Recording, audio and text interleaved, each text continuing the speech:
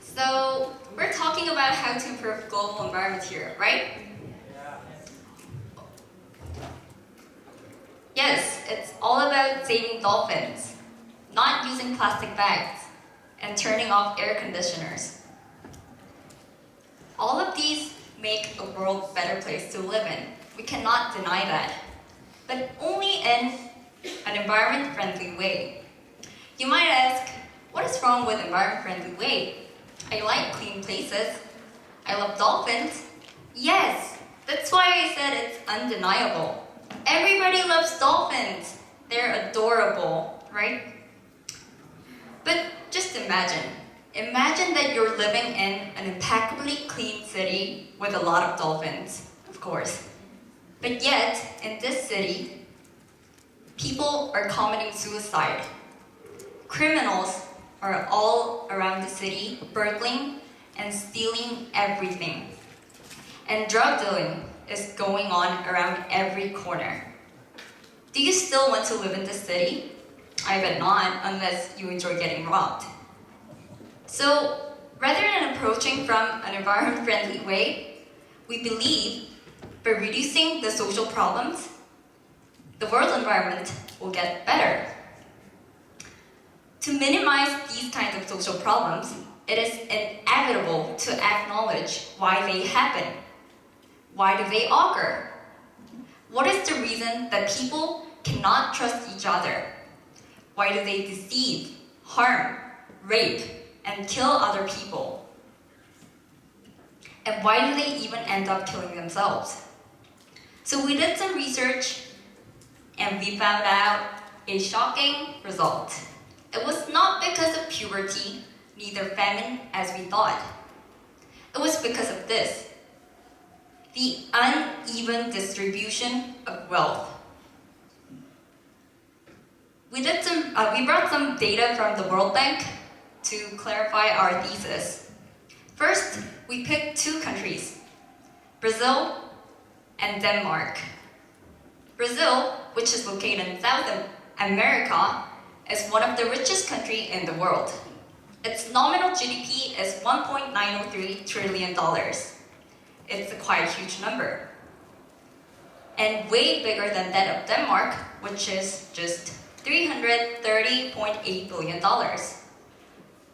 After comparing the GDPs, we looked up how they are distributed in each country.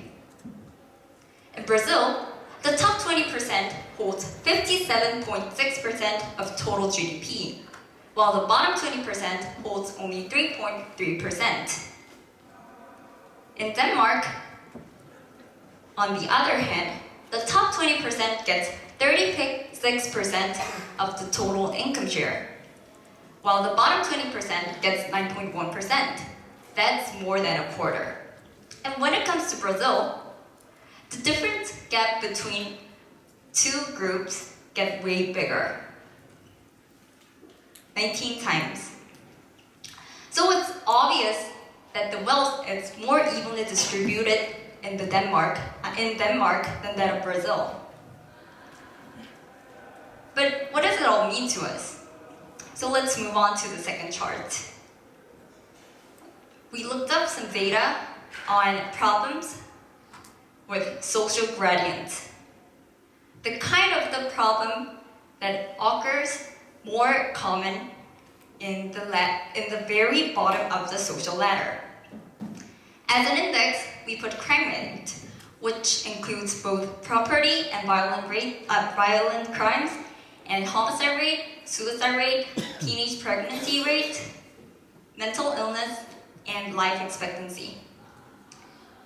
As we compared the rates of the two countries, it turned out like this. The relatively unequal country, which is Brazil, is doing worse on every category. They got more people commit suicide and getting murdered. In Denmark, on the other hand, where the wealth is more evenly distributed, they're doing much better.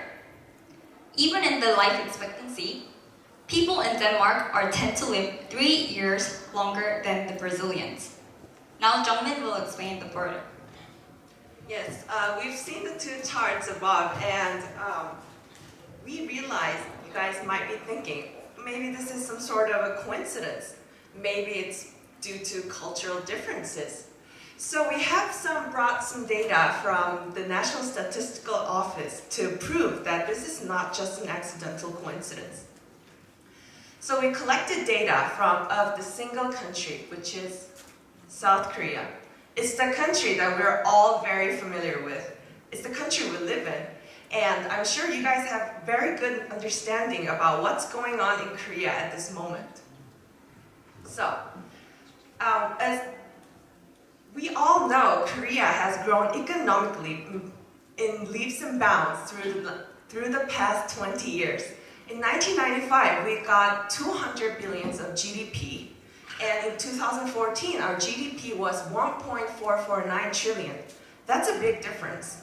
And if we look at the Gini coefficient, which is a measurement of inequality, we've got 0.258 in 1995, but we've got 0.315 in 2014.